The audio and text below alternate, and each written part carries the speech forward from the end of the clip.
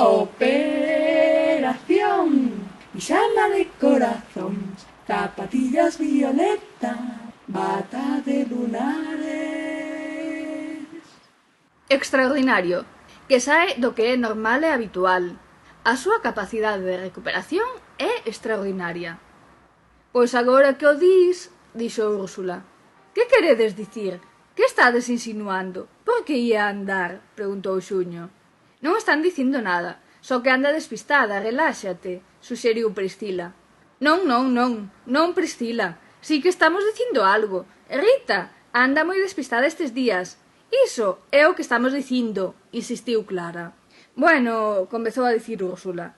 Clara non lle deixou rematar. Sabía que ia dicir que ela só dixera que lle parecera notar algo despois de que Clara os xerise, pero que, como dicía Priscila, igual non era máis que unha apreciación, só un comentario.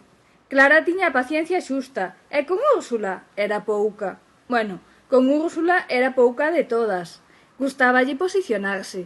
Clara notara que a súa fina sensibilidade para os cambios emocionais da xente que había tempo que eu non tiña a cabeza no mesmo sitio que os pés, dun xeito figurado, por suposto. Non é que tivésemos unha relación persoal demasiado estreita, pero no noso traballo convíñanos confiar unhas nas outras, e ata daquela non nos fora demasiado mal. O de hoxe non ten explicación, dixo. Referíase a que nunca cedéramos as súplicas de ninguén, e menos que ninguén eu que, ao seu modo de ver, tiña un corazón de ferro, que non me gustaba a xente que suplicaba, e que, en xeral, non me gustaba a xente. Hai que ver que lle pasa, suxeriu Priscila. Sí, iso, apoiou Clara dándolle énfase cas mans. E como facemos? Preguntou Úrsula. Botaron outra ronda de cafés e de leite, e de roscas e de bombóns, e comezaron a darlle voltas á cabeza. Xuño non, ela non paraba de repetir. Por se non tivésemos dabondo co noso negocio, agora poñernos a fiscalizarnos unhas a outras. Moi estresada, pero cun vocabulario impecable.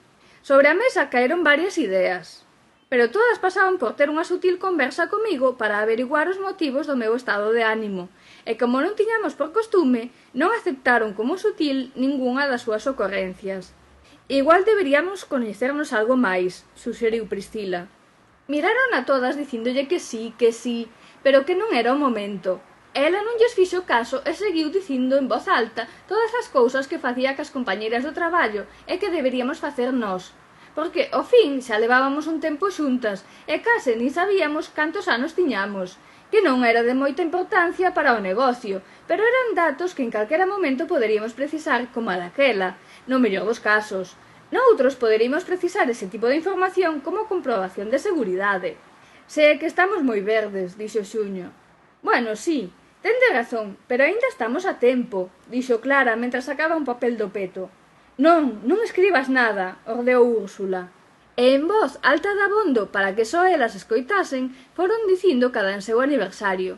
Úrsula dubidou a hora de dicir o ano, pero non quixo escoitar ningún suspiro comprensivo máis e dixo: «Temos que preguntarlle a Rita o seu», dixo Clara.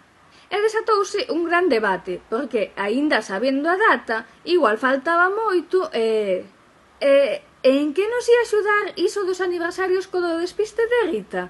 Preguntou Clara ao final. Pois é que lle podíamos facer un regalo e a partir de aí crear un clima propicio para establecer unha relación máis próxima que nos permita entrar discretamente no tema do seu despiste, explicou Priscila. Xa, e iso lévanos ao de antes.